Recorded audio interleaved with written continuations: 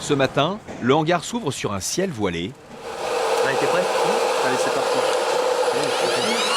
L'équipe doit vérifier le câble du treuil. Pour cela, il faut entièrement le dérouler. Ça va, c'est pas trop dur? Un petit peu. Faut tracter là. Il faut pas faire tomber le câble. Ne pas faire tomber le câble, ni l'opérateur.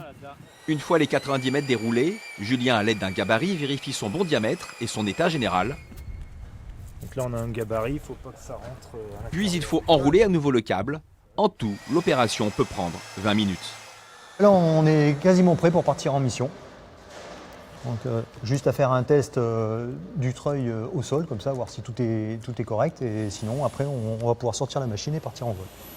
Pour cette mission, c'est le C-135, beaucoup plus puissant, qui est utilisé. Moi je suis sécurisé, c'est bon, sécurité cabine, c'est ok, la porte est ouverte à droite et verrouillée. Le pilote va mettre l'hélicoptère en position, puis il doit stabiliser l'appareil. À l'arrière, tour à tour, les mécaniciens vont s'occuper de la manœuvre ou être eux-mêmes élitreillés. Être au bout, c'est être accroché avec un baudrier et d'être treuillé, alors on se treuille entre nous, d'être descendu par nos camarades. Donc c'est une confiance mutuelle. Et également, ça permet de se rendre compte des difficultés que les unités au sol peuvent avoir. Je descends mon crochet. Allez. Ok, Sylvain, il est à côté de moi. Je me décroche. C'est parti, je descends Sylvain. Ok, il passe le patin. Dans cette unité, c'est la polyvalence qui prime. En avant de 50 mètres. C'est un exercice quand même assez compliqué dans le sens où la communication va être le maître mot à bord de la machine. Allez, il y a un petit peu de balancement, je vais le poser. Ok, il est au sol.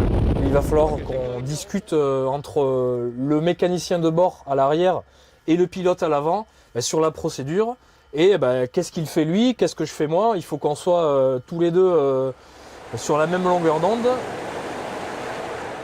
On a du 20 nœuds environ avec des rafales à 25 voire un peu plus, donc ce qui fait à peu près entre 40 et 50 km/h grosso modo. Donc c'est pas forcément des conditions faciles. Mais bon, le jour J, quand il y a un secours à faire, il faut être là.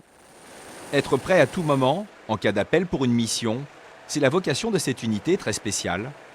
Une unité exigeante aussi. Pour être validé, chaque gendarme doit effectuer au moins 30 treuillages par an, seul ou comme ici, en duo.